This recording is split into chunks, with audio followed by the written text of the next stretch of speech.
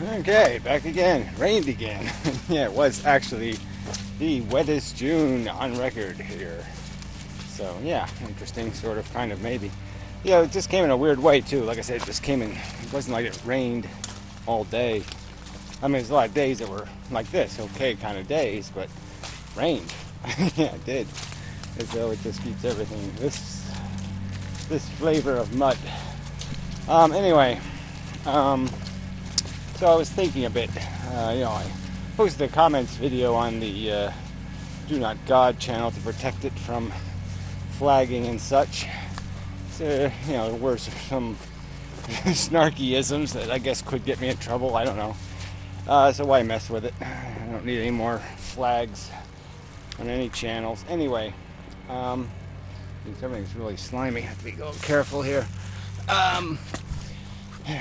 Can't really afford to get injured and such. so anyway, I was going through some of Peach's videos, and she's all about this word atheism, and atheism just means I'm not a theist. Well, that doesn't mean anything then. I mean, really, what does it mean then? You're a deist, a theist, a meist, a beist, a cleist? I mean, it just doesn't say anything. I mean, even if there was a word for like anti-faithist, that way might even be a more appealing term.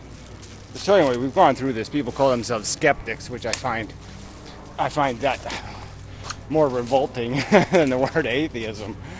I mean, skeptic, what does that mean? It doesn't mean anything. How far does that go? It's like saying I'm a warmist or something. Well, how warm do you mean? Is the porridge too hot or is it too cold? What is it? I mean, it's just too...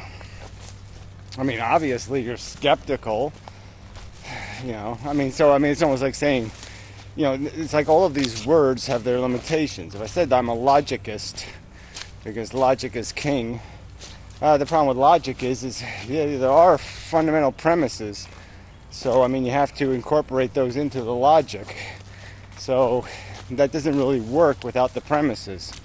So, logicist without premises, premises is, logic on bad premises doesn't matter how good the logic is, it's still going to come up with shit. If you don't get the value of 2 correctly, or pi or whatever in the formula, it doesn't matter how well you do the formula, it's going to be shit. Then you can say, I'm a realist. Maybe that's the way to go. I'm seeking reality.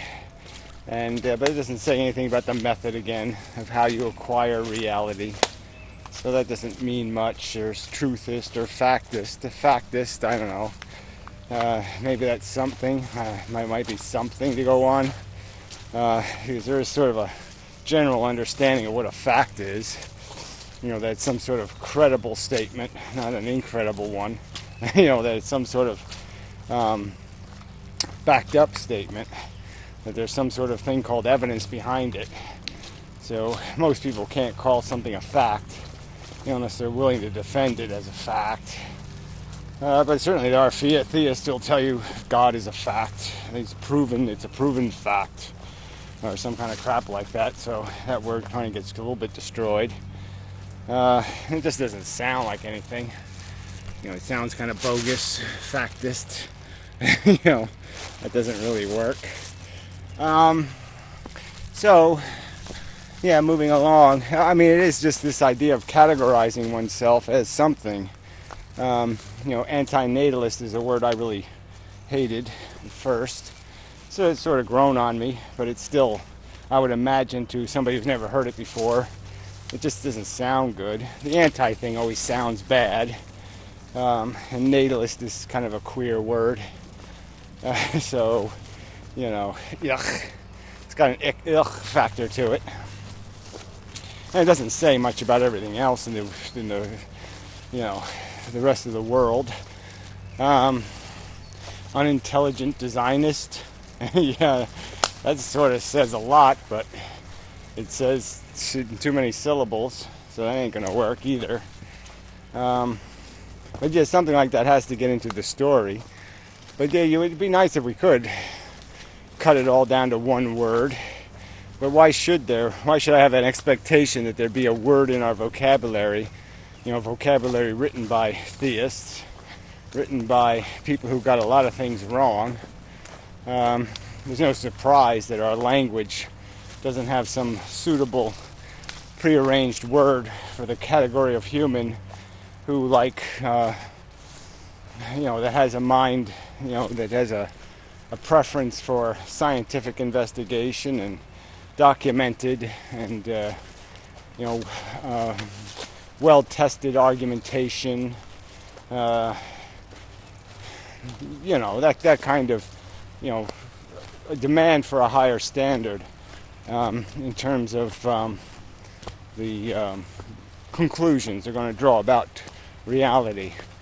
But that would be another word we would need, is, there would be the hard version of that and the soft version of that. We'd still be in the same trouble we're in with atheism, is that you'd have these, these pussy reasonableists or whatever, who would, say they can't convict, unless they have a videotape of the crime being conducted, or some other kind of bullshit. They'd have this preposterously high standard for their reasonable doubt. As long as they could conceive of a alien somehow getting here and committing the crime, they won't say, this is the truth. This is a fact. We have enough evidence to convict. So yeah, that'd be nice if I had a word for somebody who's ready, who says, yes, we have enough information. The human race has done its job. The scientific community, they've documented and detailed and picked apart and gotten blown up by a lot of this nature thing. We know what the fuck it's made out of. We know what we're made out of substantially. We know the game dynamic that we've been caught up in. We kind of know what modifications are possible, and we know we can model the systems well enough to know which ones can go somewhere and which ones can't. Which ones will produce tornadoes and which one will produce flash floods. Yeah, these are just wet feet again. But better than yesterday. So yeah, it's just a dilemma to try to shortcut it all. But it would be nice to cut it down to principles, elements of thought, recognitions of things we could agree on as individuals, as people. If we could put things all in a category, 10 things, the extraterrestrial question regarding the probability of abiogenesis being common chemistry or uncommon, whether you believe that's true, evolution, going all the way back to abiogenesis, and abiogenesis being chemical process that took place on this planet, not some external planet. Please put us in, detail what category we do fit in terms of how we philosophically understand what the game here is. Then we get to more complex questions, like what's more important, the comfort of a human being or the life of a human being. Because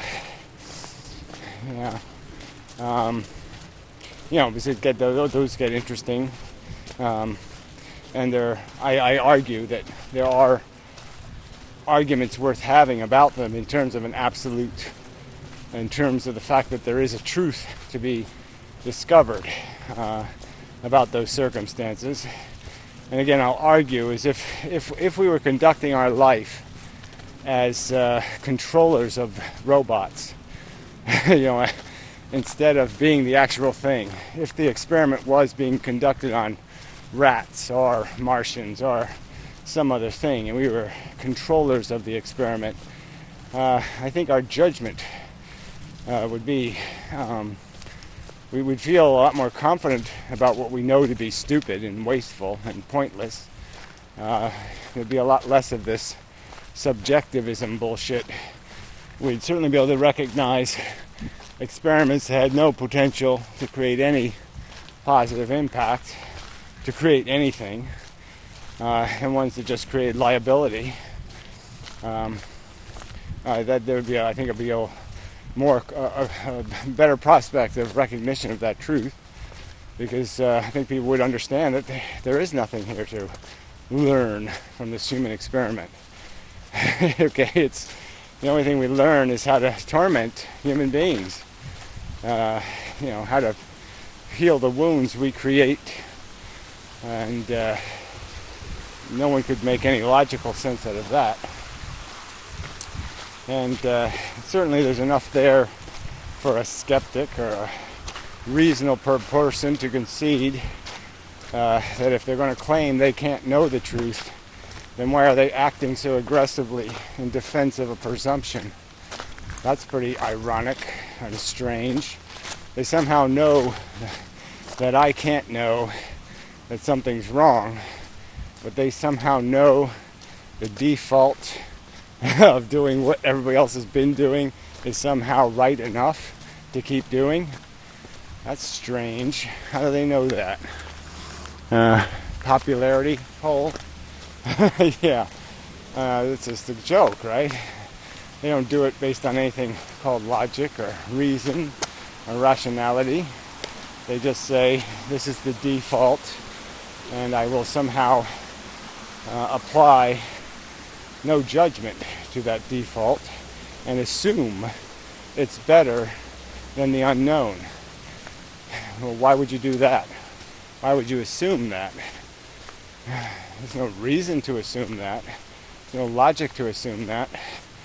And I think if you do compare the two, you can see that there is one that still tips the scales a little harder. The fail-safe does seem more logical if you're going to concede your lack of knowledge. And the one thing you do know is one is fail-safe. Yeah, that just seems kind of obvious that if you don't know what to do, you don't turn the key. You don't start doing unless you have a real urgent need to. And then you have to explain what that urgent need is. You're not going to find that. So anyway, I'm making a video about the big conclusions when I wanted to just make a video about how we get... funny. I was just saying how I'm making a video about conclusions when I wanted to talk about how we get to conclusions. And yeah, of course, I forgot to delete the videos on the camera. So, I ran out of space again. So, it's been a routine lately. There's a lot of stupid routines I've got myself into that I've really got to get myself out of. But anyway, that's my problem. So yeah, I wanted to talk more about just this idea of how we do communicate in some sort of shorthand language where we don't have to always go through all the details of our entire philosophy, that we can put ourselves into a group of categories, even a group of words that would explain where we're coming from, and then we could understand in what categories we need to argue and what categories we don't. But I think what we're going to find is that there's two categories, optimist and realist. Yeah, sorry, but yeah, I don't think anyone could be pessimistic enough. I really don't. I think all optimism is bogus and is a delusion, the optimism delusion. So, yeah, theoretically it really is. But anyway, that's a whole nother thing. But yeah, that's sort of like what it comes down to, is we're always going to have to argue over these value issues. And these, that's the biggie, the big one. And it seems to me almost that, in some ways it's not as simple. Evolution is pretty simple in its function. It's not simple in the length of time it takes and the nuance of the intricacy of the details of all the mechanics. Right now my body is going through zillions of processes. There's a whole pile of crap going on, in each, fraction of a second. It's just an amazing amount of intricacy built into the function of evolution, and the raw numbers and the the, preposterous amount of time. So, I don't mean to diminish that, but the function is pretty simple. It is a mechanical process of, a tumbleweed or some other thing that just acquires through mechanical function. And it's just the same kind of function of a process that can be easily understood as the wheel spins and the mud sticks to the wall kind of function. The mechanic is simple. It's the number of permutations that make it complex, because you only save the permutations that look like Benjamin Franklin, that kind of thing. And then you make those permanent and spray. Then you start spraying some new muck on there, and you just keep building on top of those previous versions of muck. So anyway, not exactly as coherent a video as I would have liked, but it'll have to do. And my back's a little lame, so I ain't doing that shit today. I'm moving that cement. Yeah, my back's been like this all year. It hasn't been horrible, but it's been on the verge a few times. It's a personal complaint, but I am having a personal life. It's not all thinking about all this philosophy shit. I do actually have to live. I'm doing it in kind of a ghost fashion, but I am doing it. Yeah, I really am getting sucked up by the Borg of thought. I'm finding my own brain more entertaining than anything else in the universe, which is a little dangerous, because there might be a time where I just shut off the world and go back to being the autistic I think I should be, or something like that. Because, the rest of the world's really dumb. I just don't know how to talk dumb enough. Yeah. But anyway, probably do know. I just don't want to. So, lame on me. Really should buck up and bite the bullet and talk stupid. Anyway, till the next time, such. Pool has just been beautiful under my maintenance. It's just, it's been crystal clear all year. I'm good at it. Yeah.